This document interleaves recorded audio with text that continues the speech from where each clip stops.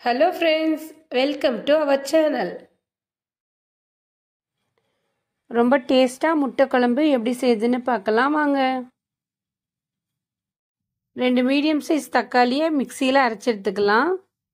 முட்டையை கொஞ்சம் உப்பு போட்டு வேக வச்சு எடுத்துக்கலாம். ஒரு வாணலில் எண்ணெய் சேர்த்துடலாம். எண்ணெய் நல்லா சூடானதும் ஒரு ஸ்பூன் சோம்பு, ஒரு பெரிய வெங்காயம் கட் பண்ணி வச்சுருக்கோம், கொஞ்சமாக கருவேப்பிலை இதெல்லாம் சேர்த்து நல்லா வதக்கி விட்டுடலாம்.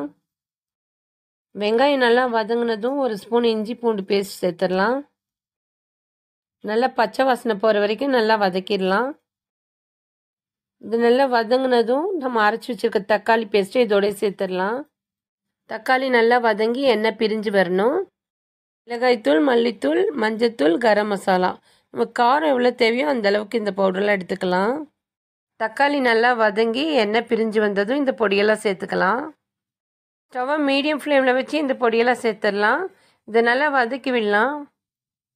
பொடியெல்லாம் நல்லா மிக்ஸ் ஆகிற வரைக்கும் நல்லா வதக்கி விடலாம். 1 டீஸ்பூன் மிளகுத்தூள் சேர்த்துடலாம். இதையும் நல்லா கலந்து விட்டுடலாம். இது எல்லாமே நல்லா வதங்கிருச்சு. நம்ம தண்ணி சேர்த்துக்கலாம். குழம்பு எவ்வளோ தேவையோ அந்த அளவுக்கு தண்ணி சேர்த்துடலாம். இது நல்லா மிக்ஸ் பண்ணி விட்டுடலாம். இது நல்லா கொதிக்கட்டும். குழம்புக்கு தேவையான உப்பு சேர்த்துடலாம். கல்லுப்பு சேர்த்துக்கலாம். குழம்பு நல்லா கொதிக்கட்டும்.